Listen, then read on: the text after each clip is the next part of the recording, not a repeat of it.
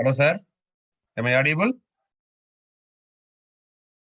Sir, yes, sir, you're Yes. audible, sir. Can we start, sir? Yeah, yes. Yes, sir. Good morning, participants. Welcome to the second day of this Atal FDP on advancement of battery management systems and its application. Today, we are delighted to have Dr. Karthikeyan, Assistant Professor, Department of Electrical Engineering from National Institute of Technology, Calicut. It's been an honor to introduce our today's resource person. Dr. V. Karthikeyan is working as Assistant Professor in the Department of Electrical Engineering in NIT Calicut, and he has completed his BE and ME degree from Anna University Chennai and Coimbatore respectively. He has completed his PhD with MHRD Cypher from NIT Allahabad, Uttar Pradesh in the year 2016. His current research focus on integration of renewable energy systems in smart grid, energy storage system, and modern power converters for advanced electric drives and IoT-enabled electric vehicles. He has 12 years of academic and research experience. Moving on to his research publications, he has published 3 book chapters in Springer International. He has published 5 research papers from IEEE Transaction on Industrial Electronics and IEEE Transaction Industrial Informatics and IEEE Transaction on Circuits and Systems. 6 research papers from IET Power Electronics and 9 research papers from elsewhere and other SCA journals.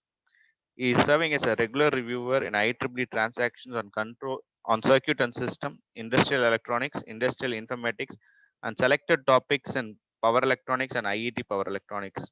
He has presented the papers in 17 reputed IEEE international conferences and also got 4 times Best Paper Award from NIT Trichy and IIT Madras and other conferences. He has also filed 1 patent in the year 2016. Recently, he has received the Best Faculty Award in Tamil Nadu region from Nehru Group of Institution and also Best Young Researcher Award from AINAE India.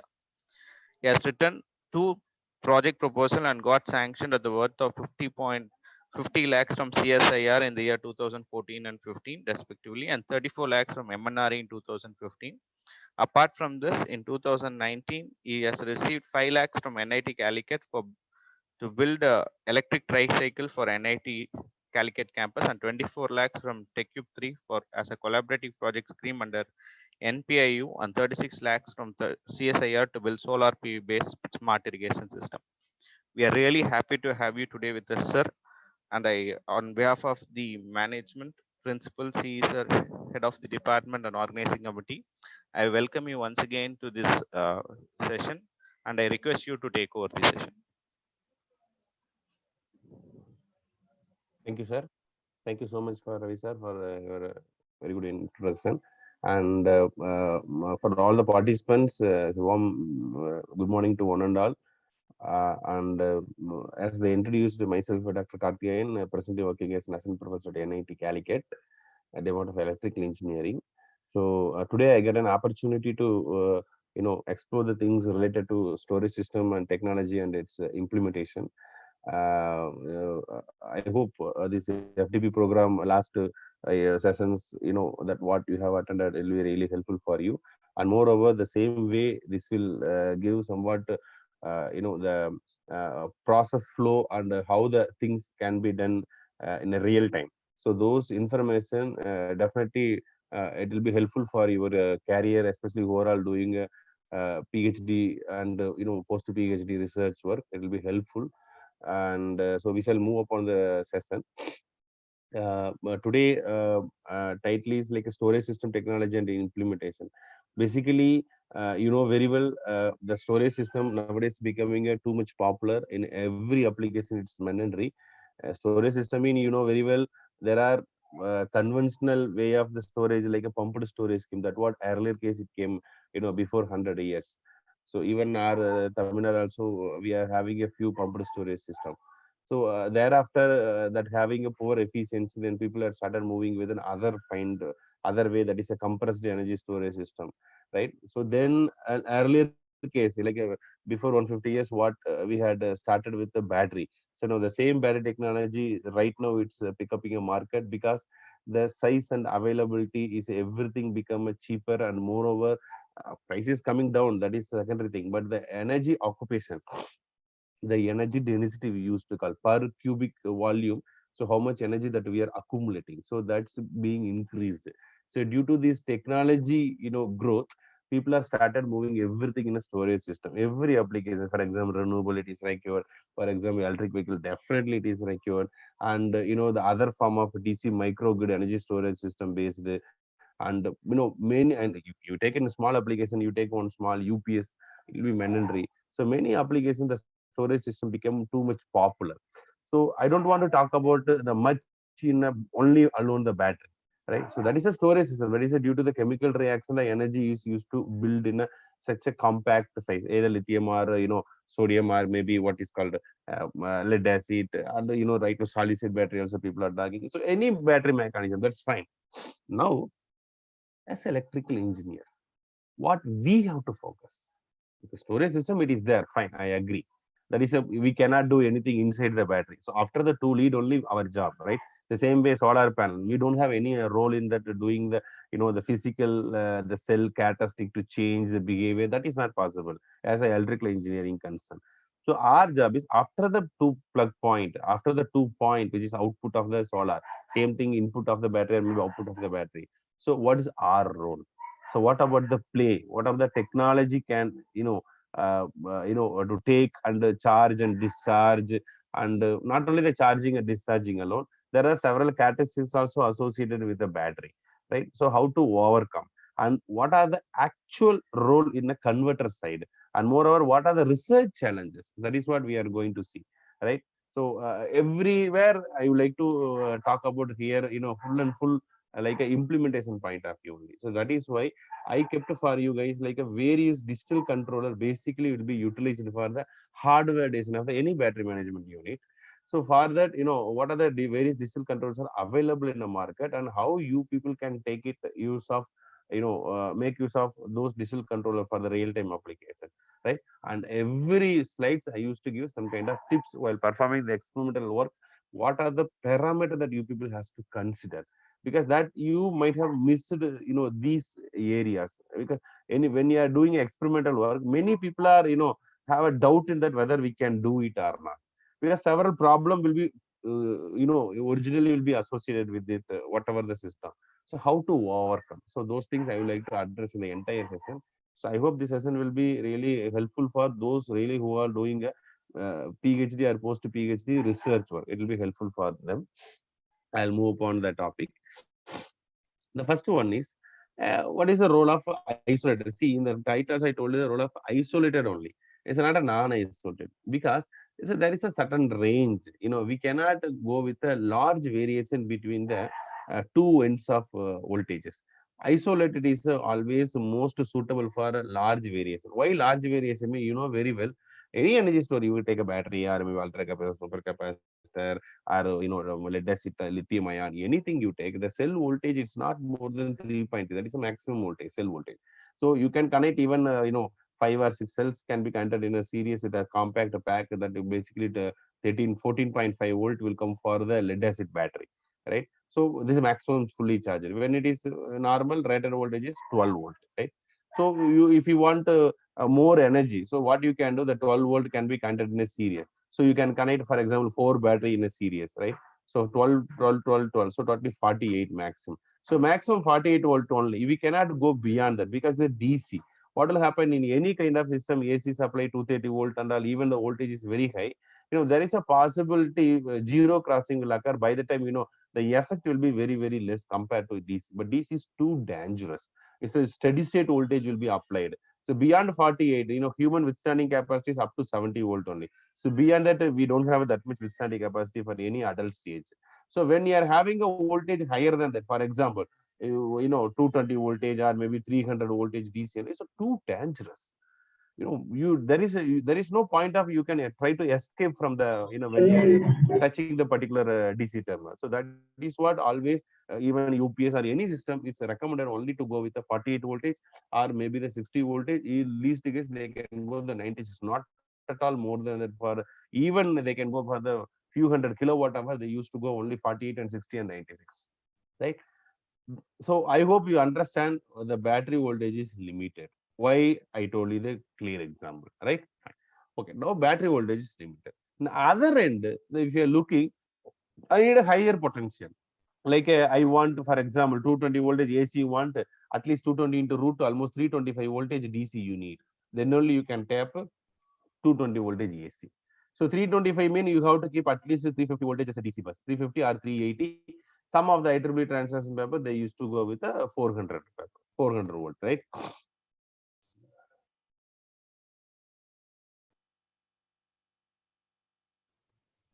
Yeah. So 400 voltage is like, so which means 48 to 400, you just see here 10 times the potential difference is there. So we cannot go with a non-isolated. That is what we have to go with the isolated converter, right? So an isolated DC converter, it plays a major role, especially in electric energy storage system application. In off-grid region also, in a for a peak demand. This is also another matter. Energy storage system, not only for the electric vehicle and the solar power generation. For the reduction the peak demand also, like as I told you, pumped storage scheme. The same pattern for based on the battery storage system also, people are going with this one. And of course, electric vehicle, other commercial application like a UPS and drives application and a pump drive, people are utilizing, right? So I can tell you the one of the best example of the flexible power supply for the on grid and off grid, both I can explain. So here you could understand clearly all the renewable energies are connected with a common line, right? For example, 11 kV bus. Now all the renewable like PM, DFIG, WFED induction generator, school cage induction generator, PMAG based wind turbine system and the solar power. So everything put up together connected with a common line, and we have a load, different variety of load, industrial load, residential load, commercial load, and other critical, non-critical customer. Everybody on connected, right? Now, of course, grid also connected. So when it is grid is connected, so no problem actually. So there is no much role in this kind of bidirectional converter under this energy storage system. It's not much required, but it is always redundant only here for the peak demand. So you know very well during a daytime, whenever the excess energy is there, we can keep on store. No need to discharge at every instant. Only charging only during a daytime. Only during a night time, especially whenever the peak time occurs as per the scheduled time, by time we can little bit support from here. So that way that we can do. So that is what the peak demand reduction is the most popular one in a smart grid application. We can go right, but this is when grid is connected. Only during a peak demand, it will come in a action. Fine. The same thing you just see here. This one is a grid connected. Better I can.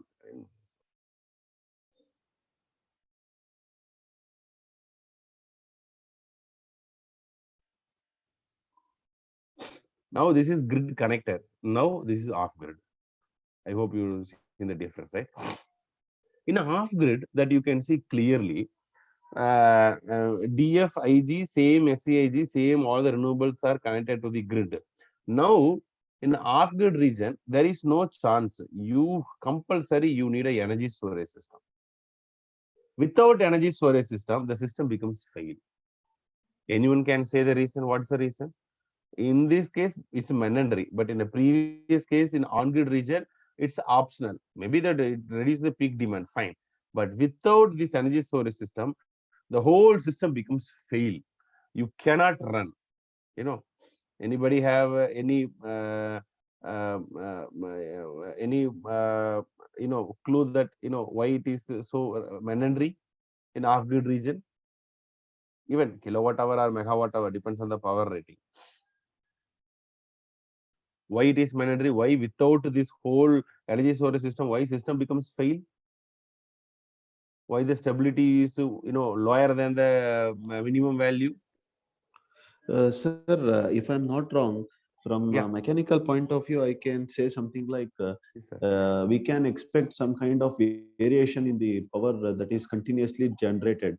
And Okay. since there is variation, it affects the performance of the system. So if you have a energy storage, Yeah. that will compensate if any variations in the energy that is being produced, and hence we will be in a position to say that energy storage is mandatory. Yes, sir. You are right. Absolutely, you are right. But a little bit, deep. I am asking, sir. In a research point of view, definitely the performance get degrades. I agree. But I'm talking about the system becomes fail. I'm talking. Why system becomes fail? Why can't we run the system when without energy storage system for this kind of system? Sir, one thing is, if we are thinking about renewable energy, then for example, the solar energy is available for some particular point of time. And after that, since we don't have sunlight, the solar energy is not available, and hence the system will not be able to run. So if we can store the energy during the time whenever sunlight is there, and that energy can be used during time when there is no sunlight. Yeah, you are right, sir. You are right. But bit deeper, I'm asking, sir. Don't mistaken me. Actually, even we can, if in this system, people may think, okay, let it go instead of, for example, total my power rating is, let it say, for 10 megawatt. So what's the problem? Then I'm going with this one each 20 megawatt, 20 megawatt, 20 megawatt, 20. When morning time solar will be available, but maybe evening time I can get a generation from the wind energy, so I can satisfy the power. How can you say that it is not possible to utilize? Though the excess, I mean, 10 megawatt, the minimum power generation from all the wind sources, for example, 15 megawatt minimum power generation. So definitely system runs. So how can we say the system gets failed? But yeah, it may be because of stability issues, sir. Yes, sir. 100% you're right, sir. Stability is the only. That is what. So due to the stability issue only, definitely we need to go with the battery storage system. So I want the particular point. I'm talking about the research perspective. You can take an IEEE transaction, but this is what the root. Which factor which determine the stability, factor, it goes below the minimum value. So such a way the system gets fails. So there is a stability, there is a standard, right? So beyond that standard, if it is going, definitely system gets failed. It'll get circuit breaker, everything will get tripped. So which factor? There is a one certain factor is there. Okay, no is even I can discuss. Nothing wrong in that. That's what I'm here. Yeah. Yeah. Yes. Actually, wind and all, it will take reactive power input, sir. Yeah. Reactive power is required, especially for the squirrel cage induction generator. We needed too much quantity of the reactive power. Without reactive power, you cannot inject the real power. That's true. So the compensation of Perfectly it will be a bigger issue. Okay, I agree, sir. What do you mean to say? Here I can keep one STATCOM compensator. So such a way, how much reactive power it is required, that can be supplied from the STATCOM. So such a way you can maintain the stability. Yeah, you are right, perfectly right. But with this also system get fails. You are right. But with this also system get fails. Without energy storage, I can tell you one of the best example. In India, you have to understand almost 1/3 of population we don't have a proper electricity consumption. In the South India is ultimate. Tamil Nadu is almost 100%, Kerala 100%, and Andhra Pradesh 98%, Karnataka 98 or 99%. Excellent percentage for the South India electrified. But when you go North India, only 45%, 50%, especially Bihar, Odisha, and some of the near to the West Bengal area and all, total power generation is a very, very less actually. They're up to now, today also, as on today also, they have 5 to 6 hours continuously power cut is happening, right? So because on and overall, if you're looking at our country, we don't have that much electricity generation. So for that, government, they cannot generate and they cannot inject the power to the, those who were having a poor utilization. For example, we cannot, each state have a certain rule, very well. Tamil Nadu mean we can, how much we are generating accordingly that we can consume. That's it. If our generation is less, we cannot consume. That is what the standard. Each state has to contribute this much only and this much only they have to take. So there is a rule. If beyond that, if you are consuming the power, the blockout will come. 2012 already one time it happened actually, right? So other than the failure, excess power consumption. So we should not happen. So by the time they do is to load setting, right? This is what happening. So now none of the government are thinking to install more, because why they are in a we are not able to provide, mean we don't have a, first of all, sufficient energy. Almost out of 400 gigawatt is our Indian demand. So out of 400 gigawatt, you can go and see in Wikipedia or MNRE website, almost 296 to 296 gigawatt only. This is what the overall power generation. Already we are in a lack of power generation. That is the first thing. And this is the first factor why we not able to provide the power supply for 1/3 of population. That is the first thing. And the second factor, people are living in a so away from the grid. Very well, in a ring main system, radial and every category from Kashmir to Kanyakumari is a common line in India. Any state they can consume the electricity, they can generate the electricity. But from the grid, some of the locations, too far from the grid actually. So they are located so away from the grid. Like tribes people, you can take a Bihar and Odisha This not that is not only the reason. Of course, power generation, and the second thing, people are not able to provide the power supply when they are locating so away from the grid, especially in a hostel area, in a tribes people. That's the best example, right? So how can we give electricity only for those people? 1.5 rupees only per month per unit they will spend. 6 rupees generation cost is happening. If I'm putting the pole and everything erection, whole investment towards this many crores, the return if you are taking running under the loss. That is why the electricity board department last 20 years continuously running under the loss, because 6 rupees is the power generation, but 1.5 rupees only that our customer lines are facing. I mean the residential customer, 63% are directly indirectly belongs to residential customers. So 1.5 rupees only you are paying, but 6 rupees is generation cost. So where I can compensate, no doubt in that. We have definitely electricity board department running under the loss only, no doubt in that. So now coming to the point, when people are locating so away from the grid, what is the solution? We have to go with this off grid. We cannot connect it with the grid like what the traditional one.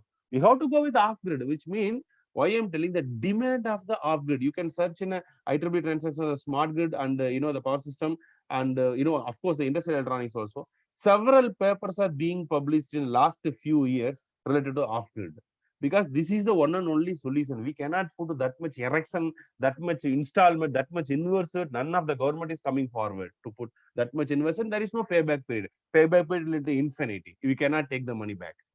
Off grid is the one of the best solution. Then and there we can generate the electricity. We can give. So which means it is such a demand oriented off grid region without battery storage system. I can tell you the best example. You take Kashmir to Kanyakumari is a common line in India anywhere that we can consume. I agree. Even we are putting fine. What about island? Almost more than 1 lakh islands are there in Indian Ocean. You know very well, right? There are several islands are there. What about the air power? Do you think from one island to another island we can erect the continuous line from Kashmir to we can import the line? No. Then and there they have to generate and they have to utilize. So that is off grid only basically. Without energy storage system get fails 100%. That is what this book chapter, this one recently we published one of the island, that is a Fiji island, which is known as Fiji. I think it's a popular one. So that particular island, they have a a problem. So related to that problem only we addressed and we published it recently. Okay, I can tell you. I don't want to make much curiosity. Fine. I'll tell you why system get fails in, especially in off-grid system when renewable systems are connected. But this is the future, no doubt in that. This is the future. Right now, offshore wind turbines will become too much popular. This is the um, uh, future, no doubt in that. And you can see, go and visit MNRE website. 175 gigawatt our Indian government is planning, MNRE website. If it is so, in 2030, I think our vision. If it is so, then we will be the first largest contributor from the renewable energy. At least next 20 years, none of the country can beat our country, because everywhere the environmental sudden changes would be there. Winter season, summer season, everything. But here climatic conditions are uniform throughout the year. So that is why we have a more possibility to tap the energy from the renewable. Almost 175 it is going to come. So which means 175 gigawatt it is going to come for our grid. So this is a great study that we have to look about the off-grid region when you are connecting with the energy storage system. Okay, I'll tell you. I don't want to make much time. Right. Now, what will happen? I can tell you. We can take a case study. That is what this paper also we published based on the case study. I don't want to go in detail. I can tell you a few case study, then you will understand, right? So there are certain things. For example, the customers, the load customer, they are connecting. For example, let it say, for simple example, 10 megawatt unit they have connected with all the line customers. Every instant 10 megawatt, right? So definitely 5 hours only the total power generation. I supposed to have a more power generation from all the energy sources. Let it be beyond 10 megawatt, right? Every instant it can able to provide a 10 megawatt. Fine. So finally, somehow from this one, from this one, from this one, from this one, total generation, let it say, 20 megawatt, let it say. So now 20 megawatt and 10 megawatt. So now when battery storage is not there, what will happen? So 10 megawatt only power consumption will happen. This rest 10 megawatt definitely will become waste only, because we cannot consume. But system will run, no? How can I say system become fails? Of course, system will become fails. I'll tell you. Because every renewable energy system, there is an operation which is basically known as MPPT. Without MPPT, we cannot tap the energy. For example, I just connected a solar panel 10 kW, 10 kW peak. So don't expect 10 kilowatt it can be injected. It can inject only the 6 kW. That too with the MPPT. With MPPT 6. If you don't have MPPT, it will go over to 3 to 4 only. You cannot get that much because temperature is the other factor, 25 degree beyond. You cannot generate electricity, and there are several constraints. So don't ask why 6 kilowatt. That is the actual reason. Even you can verify our KPR Institute also, we are having the energy. Almost 40% we cannot tap the energy, right? Fine. So even some sophisticated MPPT algorithm, when you are having, we can rise still 6.5 to 7. I agree. The maximum case. That too, when your watts per meter square should be 1000 watts per meter square. 1000 watts per meter square should be there, and the temperature should be 25 degrees. So it is never arise. Throughout the day, at least a few minutes only it can hold. Other conditions never arise. That is why we are unable to. Okay, fine. That is secondary thing. So I hope you are clear. So now the power generation is being varied, depends on the environmental factor, right? So now every time it's not a 20 megawatt, sometimes 20 megawatt, sometimes 15 megawatt, sometimes 12 megawatt, sometimes 8 megawatt. It's a power being varied. Okay, now without battery storage, what will happen when MPPT, when it is operating? The operation of the MPPT is a simple thing. It try to extract the energy from the renewable. For example, renewable, it can capable of generating the electricity of, let it say 5 megawatt. So when 5 megawatt, when you are having a MPPT, then only you can at least tap almost 3 megawatt. Then only it is possible to tap.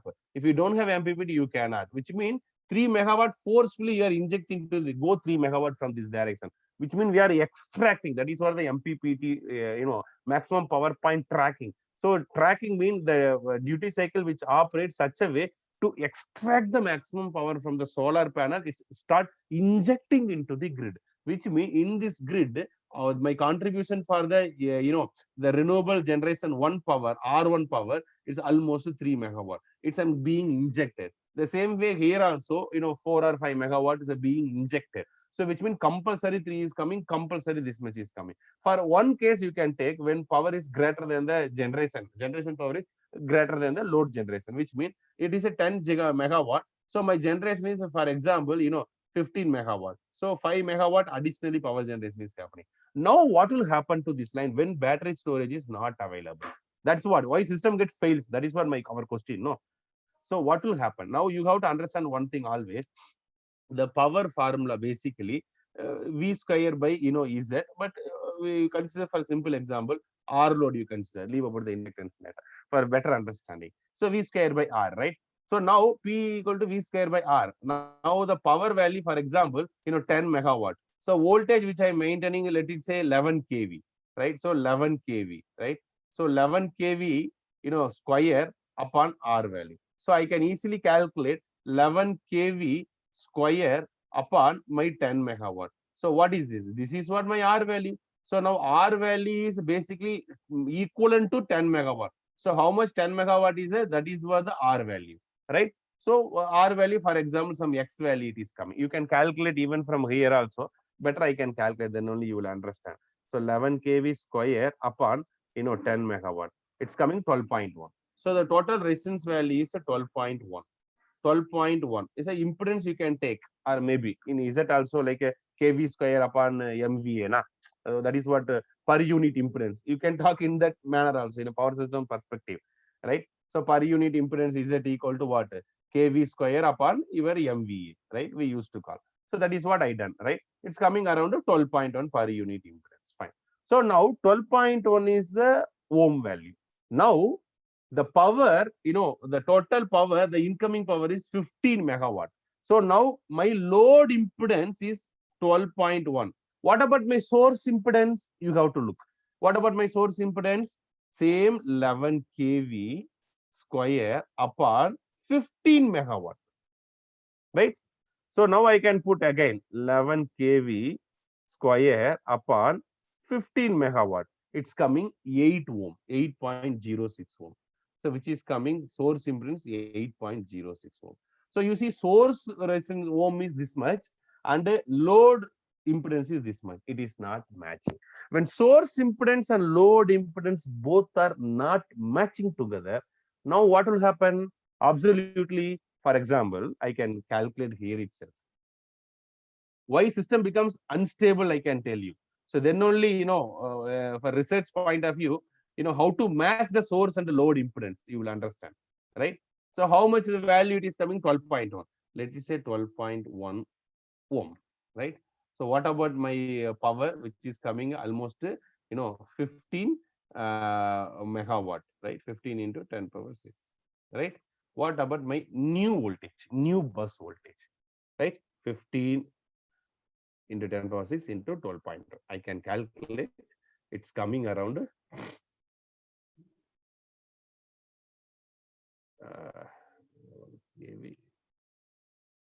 15 into 10 power 6 into 12.1. Almost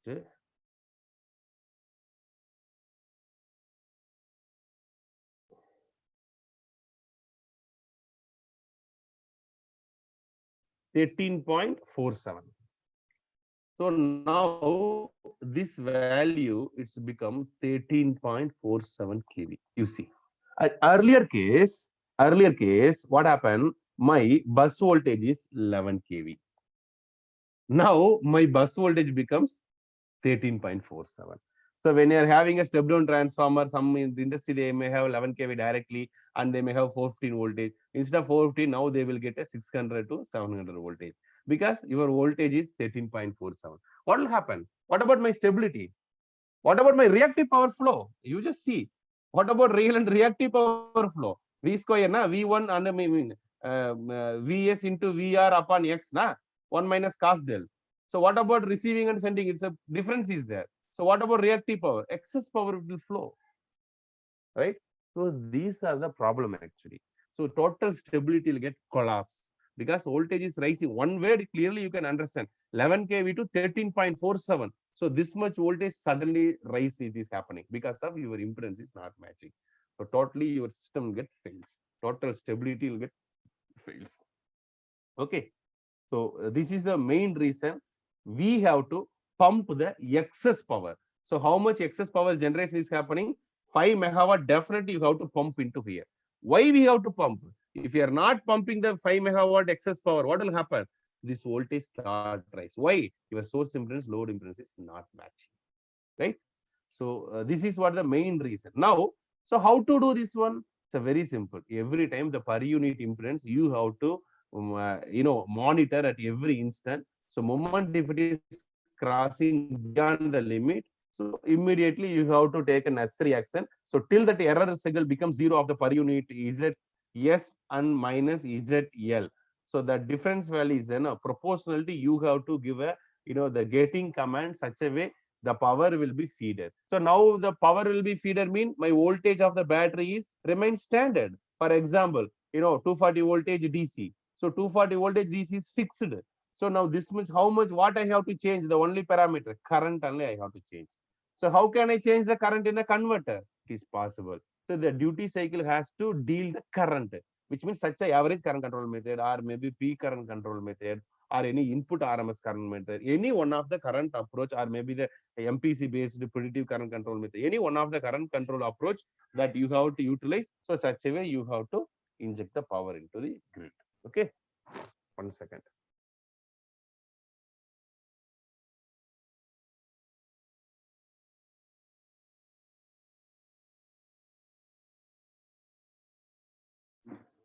Okay. So this is what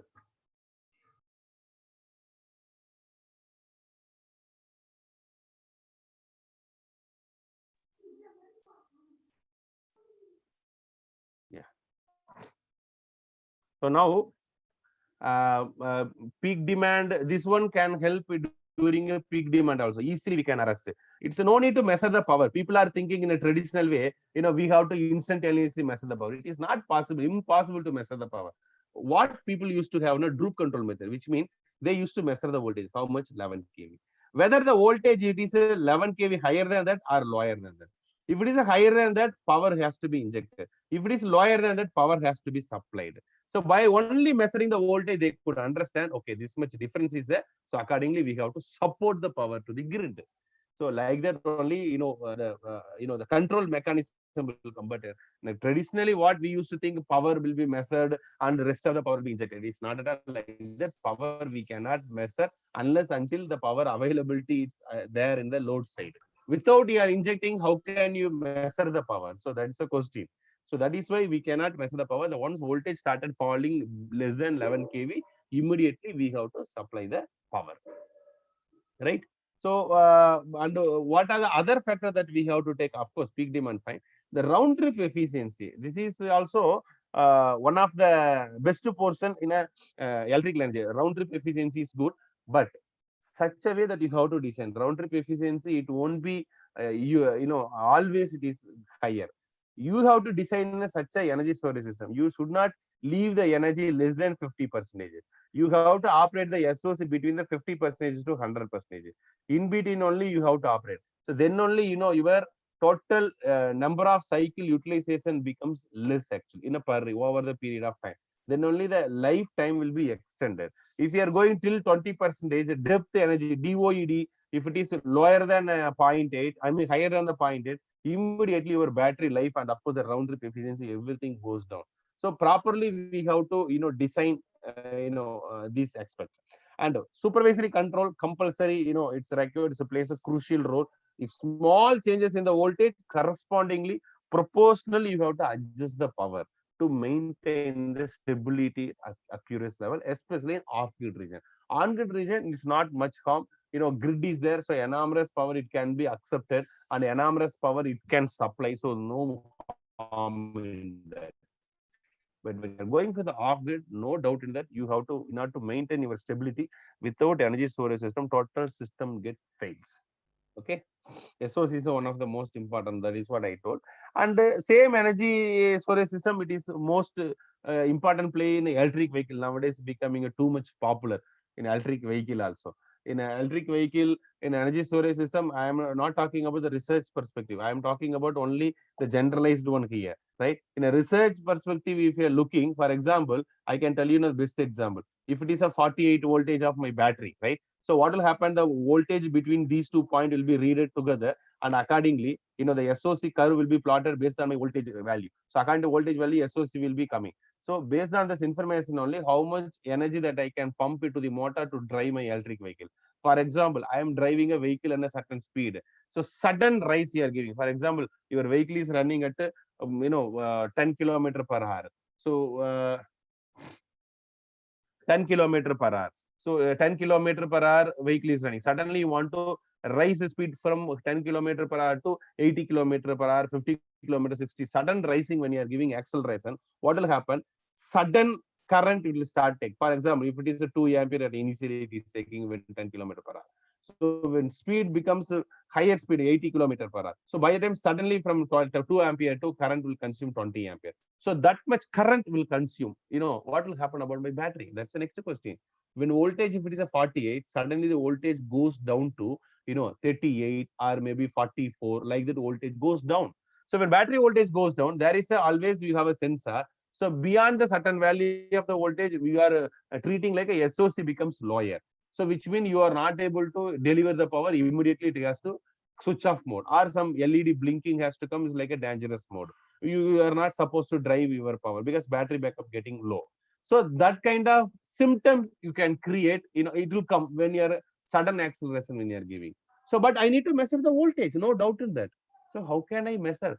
But I'm giving only due to acceleration only my voltage dip is happening. So voltage dip is happening only because of my acceleration. But my program is detecting that voltage is going low, so that SOC is going low and cut off the ignition. So how can I balance the system? So this is also one of the problem in a research perspective, how to measure the voltage during a sudden acceleration. That is called, people used to call sudden dynamic change in the load side. So how can I measure that? So how much delay that I have to provide. So such a kind of things and all there in a research angle, right? So in the generalized thing only I'm talking here. I'm not going in detail how the program, how the algorithm and all would be there. So you can read the papers, then you will understand. So I'm giving just enlightening you. These are the research scopes available in this particular area. Okay. And here also bidirectional converter plays one of the most important role to pump the power in a sudden variation. When picking the acceleration, lower speed to higher speed or higher speed to lower speed, so that much current rapid it has to pump to the motor. So that kind of provision, that kind of standard converter that you have to design. And moreover, the battery and the motor, the voltage may too large variation would be there, and isolation sometimes may be mandatory. So isolated converter only we have to provide. And other application, UPS also, battery storage is there, and the DC motor drives also, battery operated DC motor drives are there. So everywhere this kind of problem will come, but bidirectional converter is one of the most suitable one in isolated converters. So there are two kind of converter. One is the non-isolated, one is the isolated. So non-isolated, I hope you might have studied about half bridge, SEPIC and LEO, combined half bridge, interleaved. These are all bidirectional. It's not a unidirectional, buck and boost and SEPIC and those things are there.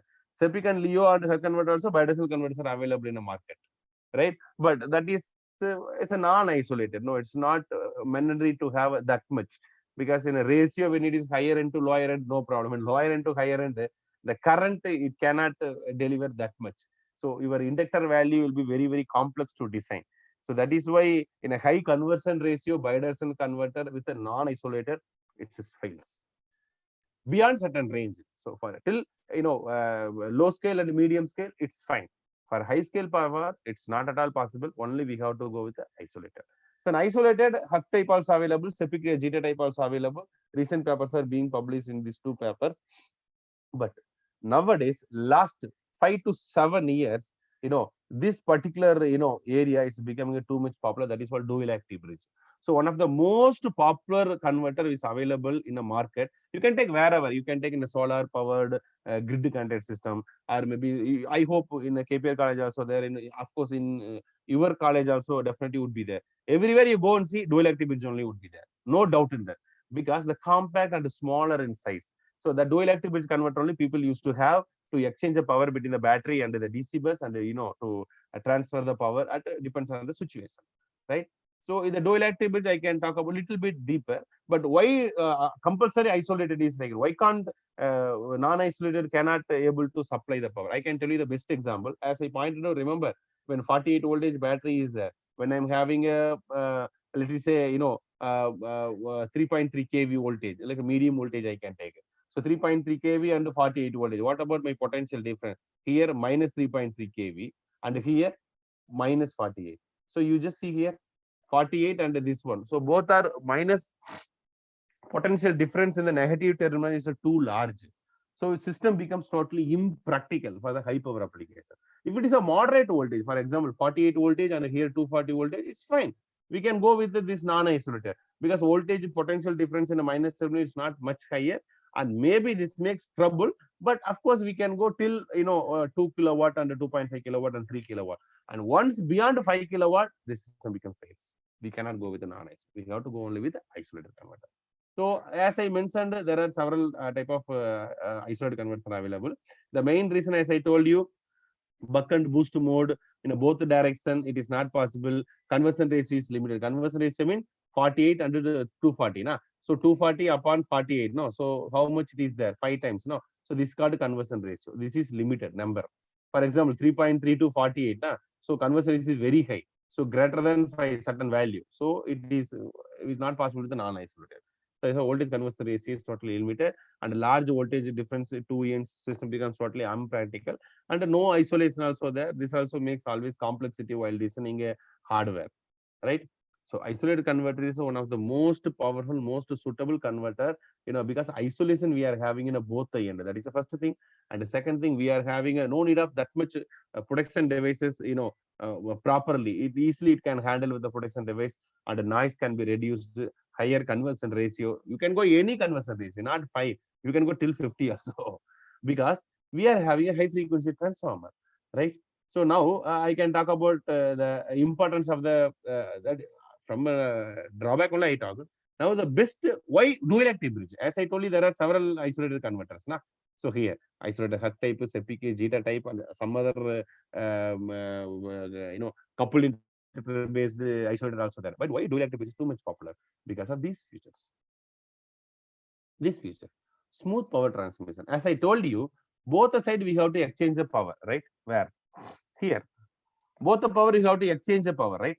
So you have to exchange the power to charge as well as to discharge. So smooth exchange power, because every instant your renewable energy power generation is varied and your load consumption is varied. So every instant it has to be keeps on monitor the bus voltage. Any deviation is coming accordingly. Whether I have to import the power or I have to export the power, that command has to given, which means smoothly power exchange has to happen. For example, power end is coming from the negative power to positive power. This much oscillation. Thereafter, if it is happening, this is not a smooth actually. So every transient throughout the day, more than 200 times like this it may occur, right? So least case. So what about my excess power generation during this one? What about my voltage flow? So during that particular interval, microsecond, millisecond level, it will affect my system performance. So due to which what will happen, my circuit breaker often will get open because of over voltage protection. So these are the problem, which means smooth power transmission has to happen, the bidirectional converter. That is why the isolated converter is dual active bridge converter is one of the most popular in a smooth power by creating a phase shift only, by adjusting the simple phase shift easily and the symmetric structure, and the coupled inductor and our size will become bigger, and we can go with the high frequency transformer and with the soft switching mode, because here high frequency we are operating, switching losses definitely would be there. So further we can go soft switching. Every converter we cannot go with the soft switching. So certain converter only the range of soft switching would be there. I hope you know what is called soft switching, right? So losses can be minimized with the help of soft switching technique. So every converter don't have option of the soft switching approach. So such a limitation would be there. And the entire region we cannot go soft switching. But here entire region we can operate a soft switching. That is what you can say soft switching, dual activity. These two keyword you search in IEEE transaction, IEEE export simply, you can get minimum 100 papers. Too many papers are being published in this domain, new approach there, because it's not a simply in terms of paper publication. It's a crucially people are working in towards the dimension, the enhancing the efficiency, because switching loss, very well, almost total loss of 60% will be contributed for the switching loss. So total loss may be 14%, but in which 60% taking only for the switching loss, 8%. 8% means for a for 100 megawatt, 8 megawatt is losses. So it's a very important that you have to focus on to bring down the power from 8 megawatt to 6 megawatt. So 2 megawatt energy that when you're changing, when you're trying to reduce with the help of soft switching, it's a great work. It's a great achievement, right? So that is what people are keeps on working towards the soft switching approach to enhance the efficiency. Dynamic response, I told you, remember, very important point. And not only here, of course, for electric vehicle also. Electric vehicle, most Tesla company, the Tesla S model, full and full dual active bridge converters. Tesla S model, so dual active bridge converter only. Right? In other converter, what we are having like a PMDC and tricycle, Coimbatore, a few companies are there, no, like E-Royce and what is this company? One more company are Ampere vehicles. So all these people simply they are doing with the BMDC and BLDC model. They are purchasing from China and they are just reassembling, like reverse engineering. They are doing simple buck converter they are keeping. So I'm not talking about the LDV, light duty vehicle. In MDV and HDV, heavy duty vehicle and medium duty vehicle capacity and all, we have to go with the induction motor and based drives, and we have to go with the front end converter. So there to exchange the power between the battery to the charging point and the charging point to the battery, because V to G, G to V is there. No, for that application, people are going with the dual active bridge concept. This is what the dual active bridge, right? So the dual active bridge, you can see there are two kind of bridge would be there. One is a LV bridge, and is a HV bridge inverter. So two bridge inverter, I can provide. For example, you can give 3.3 kV. You can give no problem. You can give only 48, no issue, because both will be separated together with the help of my transformer. Transformer totally get isolates. Here high voltage, here high voltage, but totally will be isolated with the help of transformer. Now the size will become very, very low. So you people can ask, how size will be become low? Here 4 switches, here 4 switches, here on transformer, here on inductor. How can you say very in a smaller pack that we can accommodate this one? With this much power density. Power density is very high, right? As I told you, power density means how much power per cubic that volume that you are having.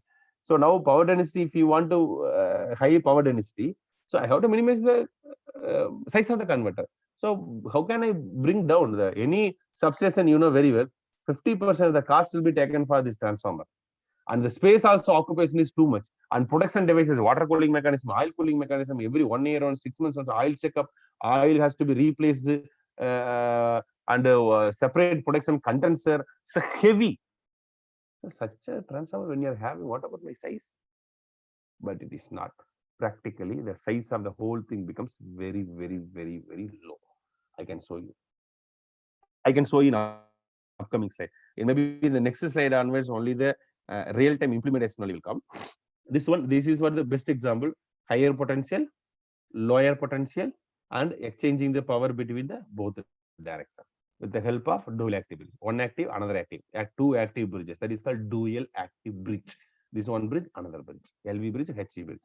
And in between we have isolation transformer. Any conversion ratio we can go. Any voltage, super capacitor, ultra capacitor, everything can go with a lower voltage scale, distributed energy storage system, and all the renewable that whatever we are kind of at the high voltage.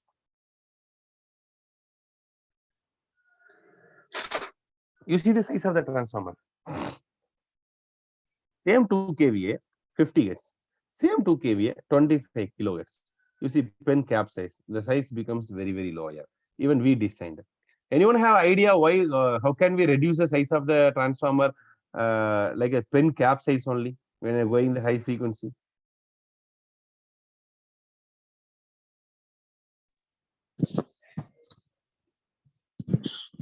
By increasing flux density. Flux density. Yeah, very good. Yeah, we can say by increasing the flux density. Yeah, it's one of the great term that we can use. Yeah, so by increasing the flux density, basically that okay, how can we increase the flux density, sir? By going good quality magnetic material. No, sir, not. No. Or by reducing the core size. Yeah, that is what. The area has to be reduced. Then only we can go for the high flux. Okay, so how can we minimize the area, sir? How come possible? This area is this much, the same area this much. How will the handling capacity remain same? Power handling capacity 2 kVA, na?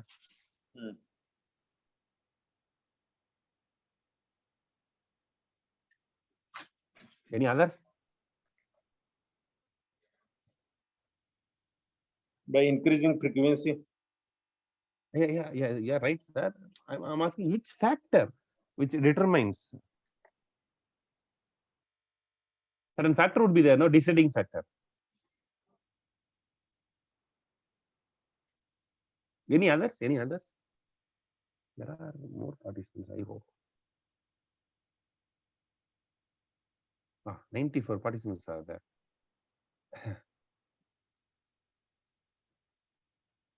Anyone?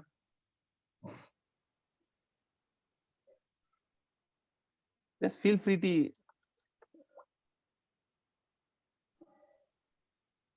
Yeah.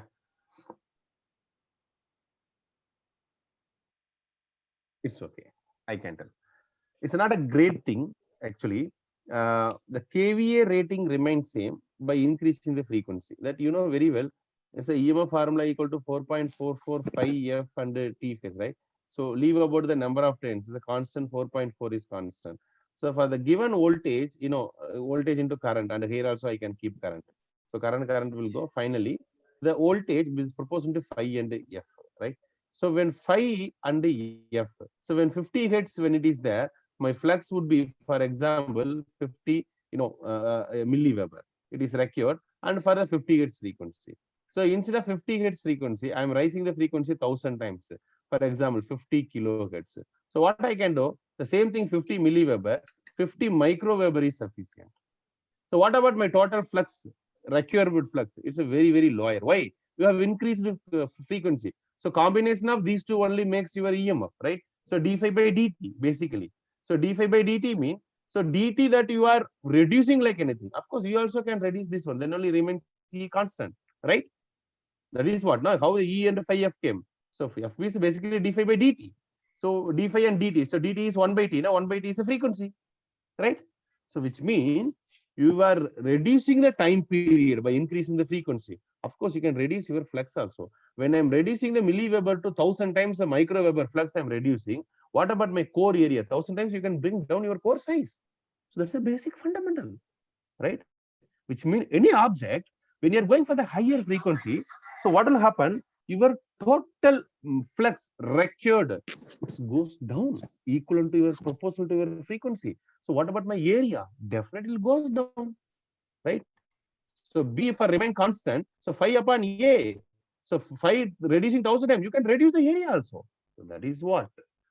Even not here in SMPS, why this so smaller size it came with the MOSFET drive, SMPS, flyback converter, or your laptop charger, everything size becomes smaller. Even power management IC for your iPhone mobile and all. So how the more energy can be accumulated with a smaller in size, the operating frequency for the filter design whole thing is a very high.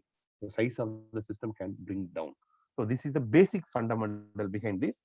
So with this approach only, people had started with this dual active bridge converter. The same thing that I done myself with as per the design calculation. I had designed the system. I have verified everything I had, and I can show you.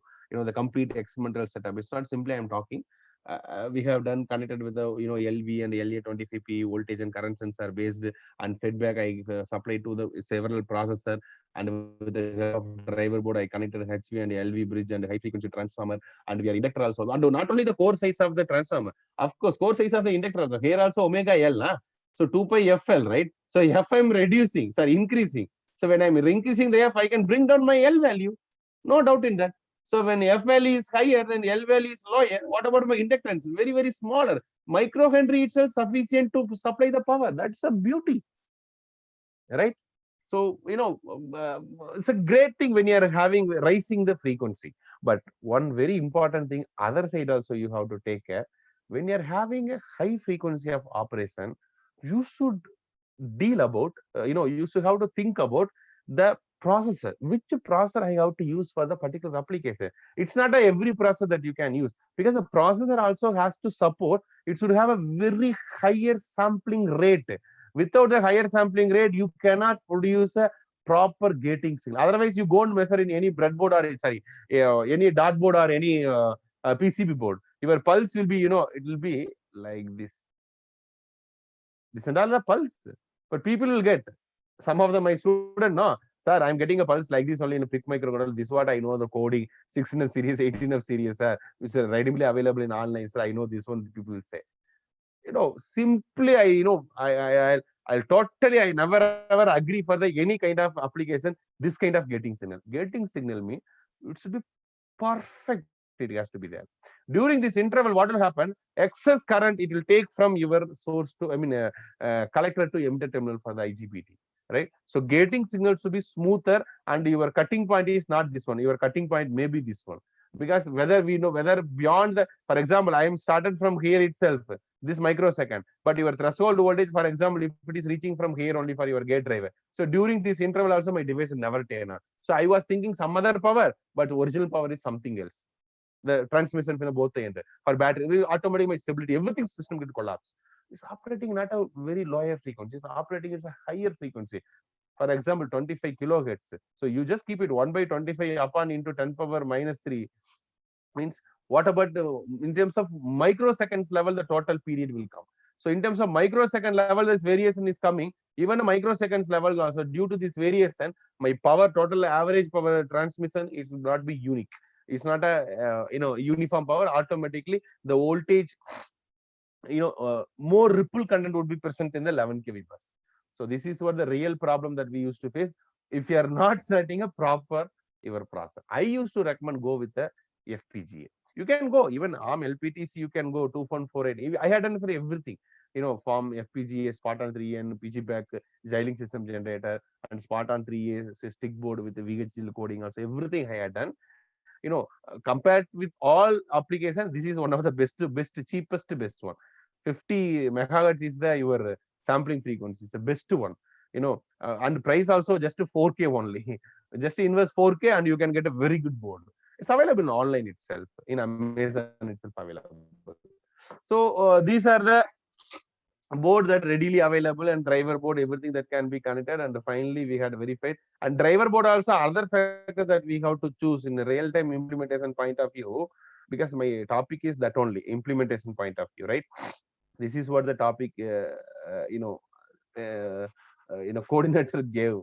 In implementation point of view, if you're the driver board also, it should have like a 4 channel. 4 channel mean we have a 4, no, 4 switches, no, 4 IGBT, no. So we cannot connect, of course, getting signal I can connect with the 4, right? For that each isolation would be there, which means I have to connect one transformer, another transformer, another 4 transformer is required. So here also 4, totally 8 transformer. So what about the number of power supply for the transformer? 8 transformer and a corresponding 8 power supply unit. So you just think about the total size of the board. Transformer, high frequency transformer size and inverter size, power circuit unit, everything I made it a very smaller, but my driving unit I made it this much bigger. So how system becomes high power density, I can say. So it is not possible. And how can I provide the cooling system for this one while operating in terms of kilowatt? So it is not possible. I have to bring down at least 50% of the my power circuit, which means very smaller one. If I want to keep, no doubt in that I have to go here also isolated converter. So that is what isolated converter which I used here. This I developed myself, nowhere available. So this I developed with myself with isolation transformer with the full rectifier, separate power supply which I gave with 787912 plus 12 volt minus 12 volt for the optocoupler. Finally, I got from a gating signal. When I'm giving a gating signal from here with respect to ground, easily I can get with each IGBT can be triggered. There are 4 channel, which means for that only one power supply is taken because each isolation transformer, the primary winding will be enabled with one BC149 IC. So for that, everything will be connected with the help of logic gates. I made a 7804, logic gate. With the help of logic gate, only one 555 timer only I'm giving a gating signal, which is like a mux I'm operating this one basically. 7804, like a one end input, another end output. So like that, the input can be connected with a common. So only one input is sufficient, multiple output I can come. So simple digital IC itself, I operated a mux. I hope you studied like a mux, right? 1:4 multiplexer with a digital logic circuit. So that concept I had utilized here, and with the 555 timer, I just developed as a gating signal. So for that power supply is required that I'm giving from here itself. And moreover, for this main power supply I have to give that I'm giving, which means 115 volt power supply is sufficient to drive the entire setup. Just 1 ampere current is sufficient rating. So 1 ampere current rating of one small 15 volt, 230 volt, 15 volt small transformer is sufficient to drive this one. If you want another board also, same 15 volt supply I can connect, which means only one transformer I can operate the whole entire system. That's the beauty in which even this alone I published a paper in one Elsewhere journal because nowhere available. It's a new concept which I made. Okay, fine. This is what the board which I developed actually. As I told you, 15 volt power supply which I'm providing from here, and with the help of rectifier, I'm providing a supply for all this with the help of BT149 switches. I'm operating for the each this one, and the mux operation. This one, sorry, this is the mux operation. This is the 7804 IC mux operation. It's a 555 operation, 555 timer. I'm giving a stable multi-vibrator. Finally, I'm giving gating signal. So finally, I got a plus 12 minus 12 IC 787912. And after that giving to the optocoupler and giving a gating signal, from the bottom of top value, I'm giving a gating signal. Bottom layer it is not shown actually. Backside portion would be there. In the backside will come. I can show you in upcoming slide maybe. These are the 3 process. I'll come this one. Backside how I'm taking the signal. There are 3 processors which I told you. Remember, one is LPC2148. This is fine. ARM microcontroller. Cortex right now, M processor having a very good speed it's providing. But PGPAC also, Xilinx system general also, from a MATLAB directly you can dump the coding to here because in a bigger program model you cannot write no. So directly in a Simulink model that you can create, directly you can convert into VHDL code, and finally you can dump into this IC, you can operate. But you have to assign the pin configuration. What are the pins are there? The same pin that you have to assign in your system, and if pin is not matching while running itself, it will show the error. So easily you can bug the error and finally you can verify it. And compare with all, my suggestion is to go with this processor. A simple VHDL coding is sufficient, and just 4K rupees only, 4,000 rupees only. It's having a 108 IO. That is one of the beauty. 108 IOs are there. Small ADC that you can connect externally, either 12-bit or 14-bit ADC. Even you can connect a cascaded ADC also. So which is more number of 108 is there. So you just imagine how many analog, how many digital that you can drive. So not only one dual activity, like this, there are 4 or 5 dual activities can be operated only with this one processor is sufficient. So one of the best performance can be provided with the help of this LPC, Spartan 3A and stick board, which is available in Amazon itself. Even all of my students I recommended to do with this one, and they are doing a very good work. And we had published several paper with this processor. This was the complete setup with ARM microcontroller. What we had, see that I told you. Remember this? What is called gating signal, which I am taking now. That is what from here. You see, bad downside it is there. Downside for this one, downside the gating signal will come, and the top side which is connected to here. One transformer is sufficient. 2 ampere. One transformer is sufficient to provide to that much power. And these were the experimental results that we have obtained from out of the processor. So is another converter. One of the bigger drawback in this FRS DAB converter is basically how can I say, FRS DAB converter is recently published in IEEE Transaction Industrial Electronics. As I told you, the dual active bridge is one of the most popular converter. Easily we can exchange the power, but problem is instantaneously what will happen, the reactive power will flow, which means either though the DC we used to call DC bias current. Several paper they used to say different term. Some paper they used to write a DC bias current. Sometimes they used to call circulating current. Some of the paper they used to call circulating power. Some of them used to call reactive power in a AC link. So like that, there are several terms, but concept is remains same only, which means when you are trying to impose the power from here to here, for example, 1 kW average power, at every instant, what will happen? Like a 50 to 100 watt of the power, it's going back. And again, 120 watts, 1.1 kilowatt, it has to come, and average power 1. So which means for traveling average power of 1 kilowatt, the total consumption becomes 1.1 kilowatt. But only 1 kilowatt only actual power will flow. What will happen? 100 watt, it will be flow power we used to call. So that happens usually in this converter. So that can be, of course, rectified. No. So by keeping this goal only, we had published a paper recently, FRS DAB converter. By keeping a front and rear converter, we have reduced the number of devices. So such a way, circulation power becomes totally zero. So what will happen? The circulation power becomes zero. So that is what mathematical evidence that we have provided. In a single concept, I can show for better understanding. In a conventional one, for example, 1 unit, 1 kW, 10 kW, if I want to transfer for the maximum phase shift ratio, right? But the same with the proposed converter, FRS DAB converter, we can go up to 2.7, which means 27 kW. So which means 10 kilowatt only I can transfer. But the same converter, same dimension, same size, same thing, but only you can transfer 2.7 kW. Maximum power handling capacity is 2.7. So which means this much extra percentage that I can transfer the power, because the circulation power which is going back, no, almost, as I told you, for better understanding, 100 watt only told, but originally 25%, which means 1.25. So 25% of the power basically it will flow via back, opposite direction. So backflow power is 25%. So due to which your total derating of the devices can happen. So in order to overcome the limit only we had published this paper recently in a transaction. You can get if you are interested in this particular topic, and how the power flow can happen, how the and wide variation also we can adjust.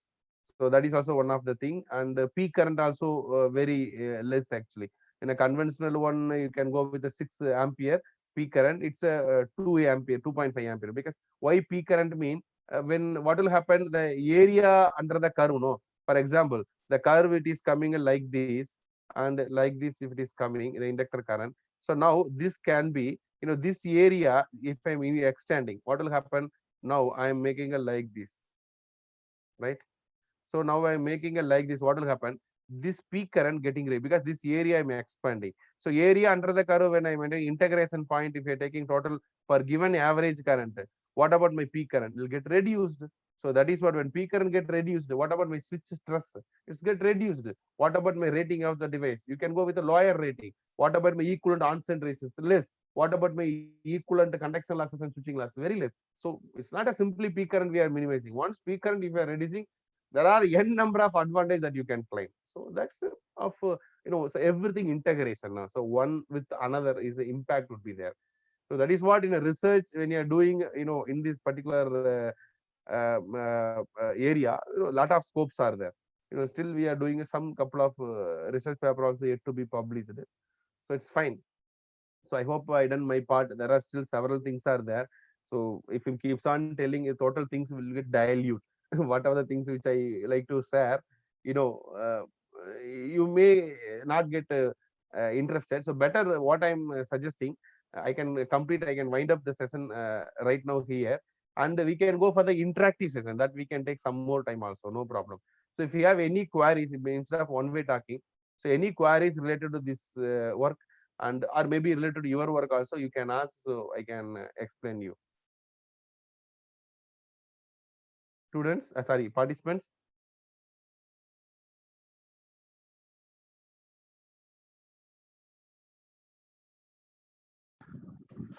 Sir, good morning, sir. Yes, sir. Yes, sir. Actually, you are mentioning about the FPGA IC. Yes, the sir. board, Board, development board, sir. development board. Can you give a brief idea of what are all the things possible with it, in the sense what are all the auxiliaries which are required to operate upon, like any software or any Yeah. expenses? Yes, sir. Yes, sir. Yes, sir. I can tell you, sir.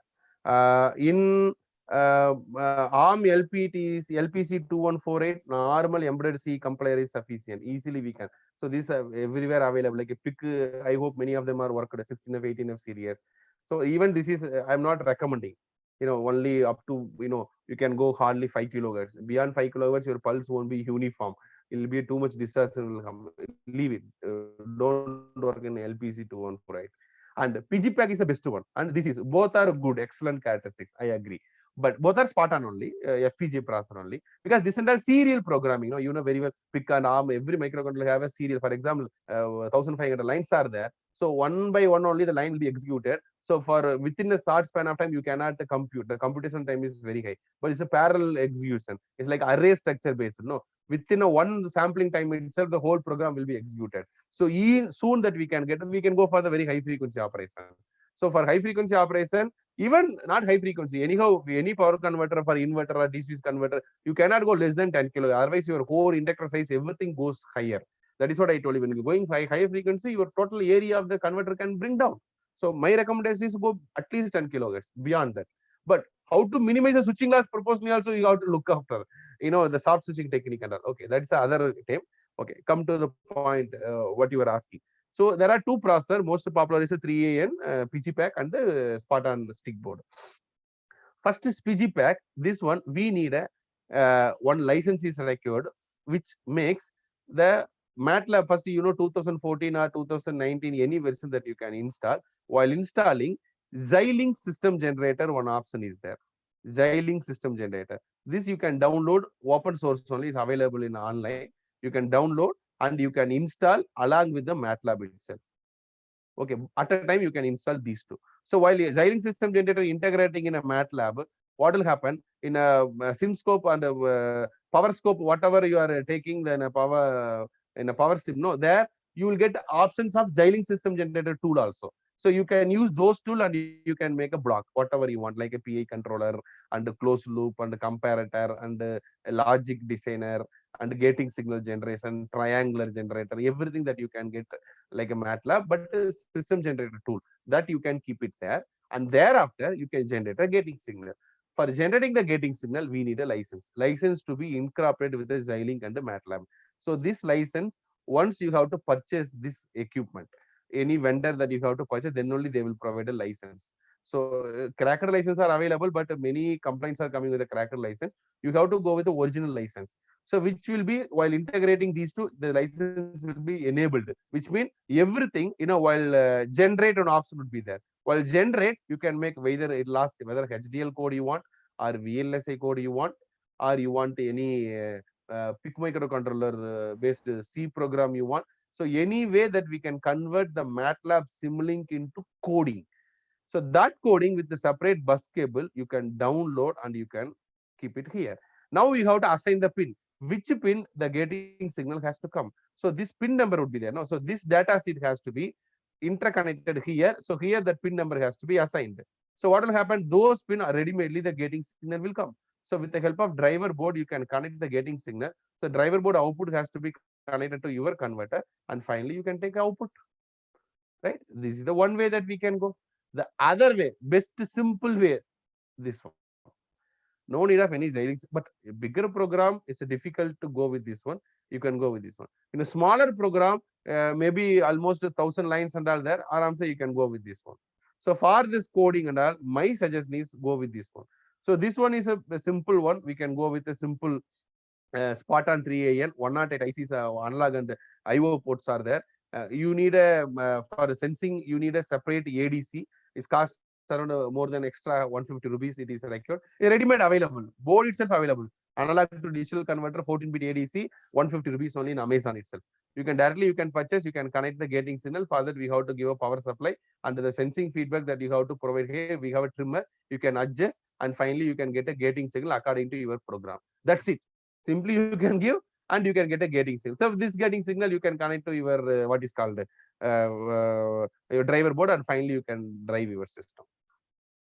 So here plan head one software is there that you have to install. While purchasing this hardware itself, you can download the program in online itself and you can install. And one manual is there, one PDF version in which how to install, how to configure this pin. So everything clearly given in the manual itself. So while purchasing this hardware, you can download the manual, or maybe in any vendor you can go like a Pantech solution, or maybe CRISP, or maybe these people Innovate solution. There are several vendors are available. While purchasing also you can order and they will give a DVD also. So in which DVD the whole material also will come. Otherwise you can download in online itself. Okay, sir. I hope I cleared the doubt, the implementation point of. Yes, sir. Thank you. Thank you for the information. Yes, sir. Any Participants, if you have any more queries, you can ask a resource person or you can put it in the chat box.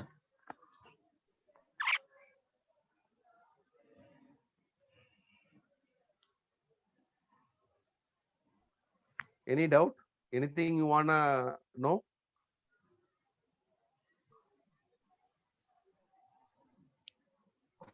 So if there are no questions, we'll end the session. I take this opportunity to thank Dr. Karthikeyan sir for spending his valuable time and immense research knowledge for this session. It was extremely delighted to hear from you, sir. And we'll be happy and delighted if we get one more chance to interact with you in person at campus. Thank you for the session, sir. Karthik, sir. Thank you, sir. Thank you, sir. Thank you, sir. We'll end the session. All, yes, sir, sure, sir. Thank you for all the participants who are all listened this session and may be helpful for your career, and also for the thank for the coordinator and organizing committee members for giving an opportunity and invited me for delivering a session in this FDP Atal sponsored. So thanks a lot for you, sir. Thank you. Thank you, sir. We'll end the session now, sir. Yes, sir. Thank you, sir. Thank you, sir.